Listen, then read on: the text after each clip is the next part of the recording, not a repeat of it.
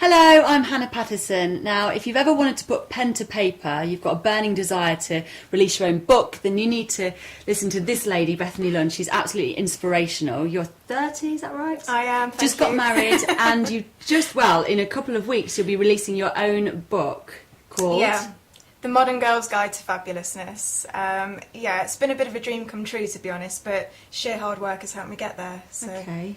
And it's not just a book, it's not like a novel or anything, it's a handbook, it's a Bible for everything fabulous, isn't it? It is, yeah. I mean, the tagline says your lifestyle Bible. Okay. And it's an A to Z guide. Think of it as a pocket concierge. So you might want to go somewhere different or discover somewhere to eat. You might want some tips on how to shop ethically. There's lots of different things that you can sort of dip in and out of, so it's good fun and really educational as well. Absolutely, but I suppose it covers a whole range of things for us girls, from fashion and beauty to, as you say, the kind of eco side of it, if you wanted to shop ethically, to the more spiritual side, to meditation and yoga in there and stuff like that. Yeah, there's absolutely everything, but it is for the modern girl, just as the title says. So it's got gadgets in there too. Great. And there is an end section for naughty pleasures, but I'll leave that for people to discover. Maybe we can talk about that a little bit later on. And it's not. It's also full of people that are quite high profile. Or it features, let's say, people like celebrity makeup artists and celebrity chefs, and also Dita Von Teese. She's featured in the book as well. Tell us about Dita. I never got to meet Dita, but she does supply a really original cocktail recipe. There's a section on cocktails and other drinks such as beer. There's a beer glossary to sort of debunk the jargon, and there's a beer for every occasion. But Dita, although I didn't meet her, she inspired me very much to try burlesque performing. And that's in the book too. I was going to say, it's absolutely incredible. I suppose everything's linked, isn't it? Because when you do go out on a girly night out, you start off getting ready, so in there is telling you the best products and how to look your best, and latest then treatments, the best places to go for cocktails and places with your girlfriends and nightclubs, I can imagine, in there as well. Yeah, but the secret addresses, not the necessarily, you probably wouldn't know about them unless you read this book, so it's the things that you really want to know about when you visit a city, rather than the typical tourist attractions. So. And the nice thing about it is that it's just for places in the UK, isn't that right? Yeah, UK. So very local to you as well, really. It's not like you have to go over to America to discover these things. Right here, right now. So. Yeah, definitely. And it's not London-centric. There is a lot in London, obviously. We celebrate our capital, but there is, we've got Leeds, Newcastle, Liverpool, Dublin. I've travelled everywhere to find the most fabulous things. So, yeah, it's for everyone. And it's very well organised because it's basically from A to Z. Yes. So everything that you need to become fabulous.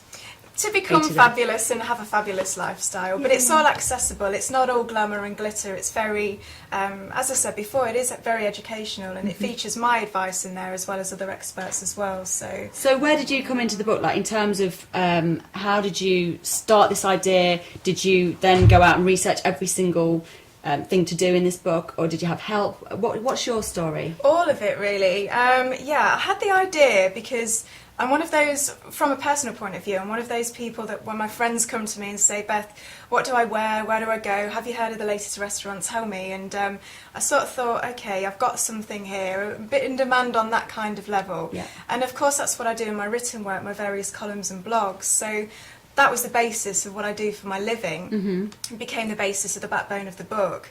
So I did research absolutely everything in here. 98% of it I've been to personally and critiqued it in person, which was both enjoyable and tiresome. It took the longest, best part of a year to do all of that. What was your favourite thing to research then? Or give us an example of what you were doing. I would say, I won't give too much away, but I'd say you've got to try burlesque performing. I'd recommend that if you haven't tried it already, for every woman. It's such a confidence booster. And for people that don't understand what burlesque is, just give us a bit of an insight. It's like an art form. It's a confident way of performing dance in a very sort of seductive way. Okay. So it's like a slow striptease, but you don't strip down to the bare skin. It's more about seduction, and it's actually a bit of a popular art form that's been popular for decades. So where did you do that? I did it in Leeds, actually. And there's a company called Polestars in the book that actually give confidence from a burlesque performer, and they sort of give women tips on how to dress, do the makeup, and indeed perform the moves as well. And do it all in high heels, I can imagine. And all the rest as well that makes up the funky outfit. But there's that. You've got to drink a 6-inch stiletto, so that's a bit intriguing. Oh. And fly a gyrocopter. I did that. When did you do that? Where did you do that? I did that at the York Flying Grounds, and the gyrocopter's called the motorbike of the sky. Okay. And it's very much like a motorbike. Are you in there on your own? I'm in there with a pilot in the back, and he's got dual controls. You have like a 5-minute lesson, and then he just sort of talks to you through the headset, and you're off. So I thought, oh my God, I haven't had enough time to learn this, and it was really nerve-wracking. But then once you take off, which is really up to you, it's a beautiful experience. It's absolutely exhilarating. I can imagine. And that's nice that it's not all about just girly stuff like fashion and beauty. If there's tomboys that want to read your book, there's stuff for, any kind of girl in there as well, so that's absolutely great. I suppose that we are in the modern age and those things are available to us, and we probably don't even know it, but that's such a fun, sounds like a fun thing to do. Gyrocopters, I presume that's quite an expensive hobby. I don't know how much it is actually. It's not though, because I've made sure that everything's accessible, so it's not as expensive as you think. Okay. Plus they do arrange trips or stunts that you can do for charity as well, so I'd recommend doing it that way. Brilliant. I did an indoor skydive as well, so stuff like that is in there, as well as the lip gloss and the eyelash extensions. There's a lot of fun and indeed tomboyish activities to do as well. And tell us, you mentioned that you do a lot of writing and stuff. So for anybody who wants to write their own book or, kind of follow their dream, tell us about your story. How did you get to where you are, and what, what inspires you? How did you become so successful? Wow, that's very flattering. I think it's very true, though. You've done a lot in your 30 years on this planet. I have done a lot, and it's purely down to believing in yourself. It might sound cliche, but it is. You've got to start there. You've got to believe in yourself and not let anything or anybody hold you back. Because I used to run my own PR agency, and I've really juggled PR, branding and journalism side by side for over 10 years now. Thoroughly enjoy it.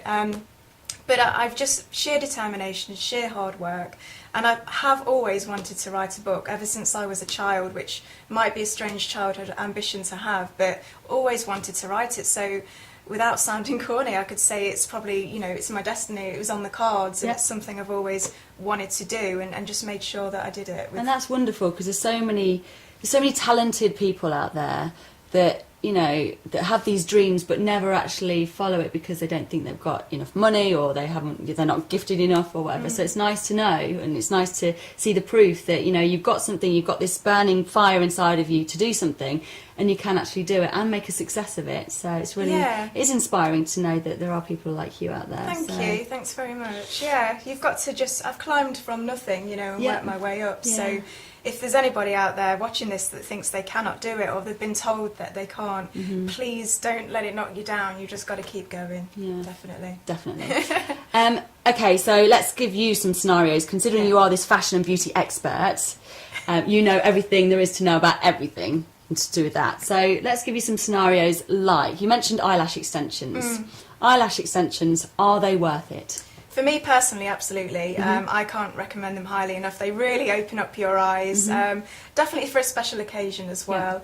But it's a very individual preference, I find. Some of my friends probably wouldn't try it again, but I'd say that's completely down to the quality of the lashes used, the experience of the practitioner, and actually the brand that you opt for as well. Okay, and it just entails sticking each lash on individually, doesn't it? Is it a lengthy process? There are different ones. There's ones that actually are applied over the top of your natural lashes. That takes about 20 minutes, but they last for about 2 weeks. And there's others that are applied in between your natural lashes. That can take anything up to 2 hours, but it lasts a lot longer, almost 2 months. And what, in terms of price, the range between, how much is it? They range from about £20 upward to about £120. Again, it's for the brand and the type of process that you go for.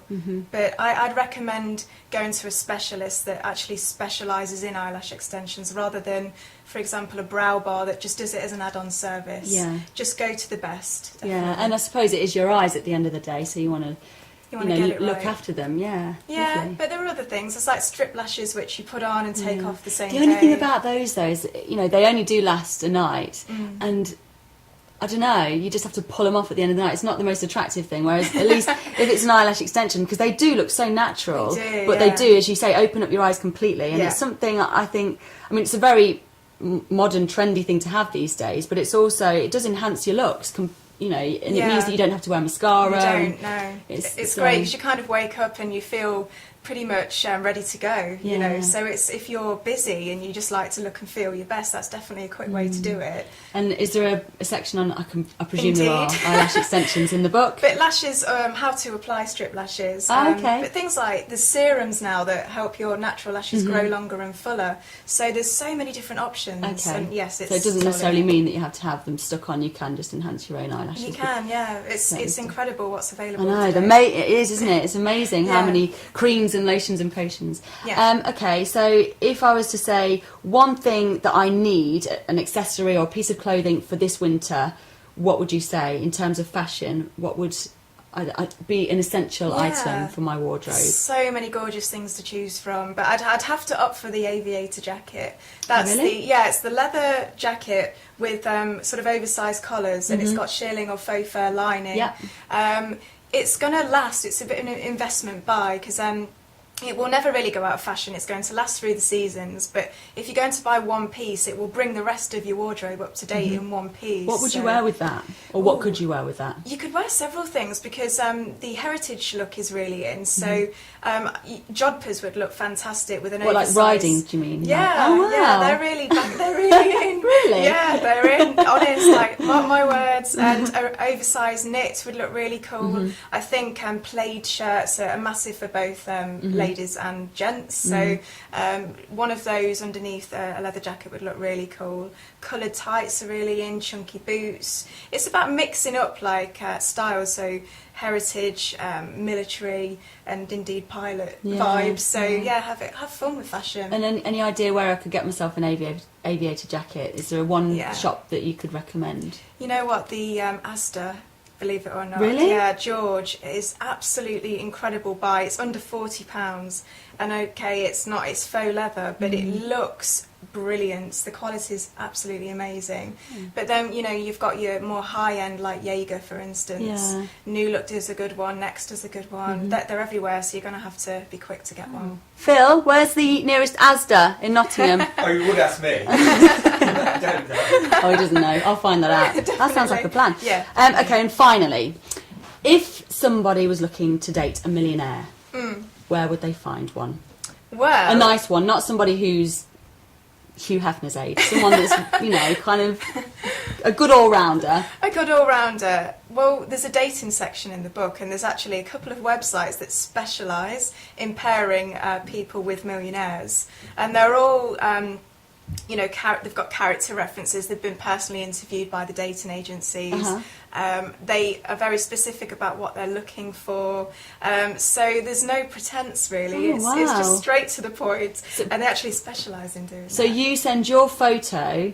So obviously, I presume any millionaire is going to want, to see who they're going to date. Anyone dating, using a dating agency would want, to see your photo, I guess. But no, everybody's interviewed. It's very secure, very safe. Really? Yeah, and they do a natural pairing, just like a natural dating agency, except with a difference. So there are millionaires out there that put themselves on this website and said, hey, come and get me. Yeah, I've got lots of money I want to spend and lavish you with. Oh, nice one. Have you got the web address? Let's have a look in the book. So yeah, you can find that. But I think ultimately it's about attracting a millionaire that's worthy of your attention. Yeah, so you've got to make sure you look good. Always look your best. Consequently, you'll feel your best, and then you'll attract the right one. Yeah, and it's not all about money at the end of the day, is it? It's just about your happiness. It is, definitely. And I think if you want to attract that kind of guy, then wealthy guys, they usually hang out in like golf clubs and members clubs, and look at the prestigious restaurants in your area as well. And they're going You've to done a lot of research on this, haven't you? I'm She's now married. I'm taking. He's not a millionaire, sadly, but we're working on it. But he's a honey. He's gorgeous. Yeah, exactly. And so I think, like you say, it's not always about money. no, it's about the full package, isn't it? Absolutely. Right, I'm going to get my head stuck into this book, I think. Yeah. So thank you so much for coming in, Beth. Thank you for having me. Good luck with everything. Thank you very much. And hopefully we'll see you again soon. Yes, yeah, hopefully. Where's that section on millionaires?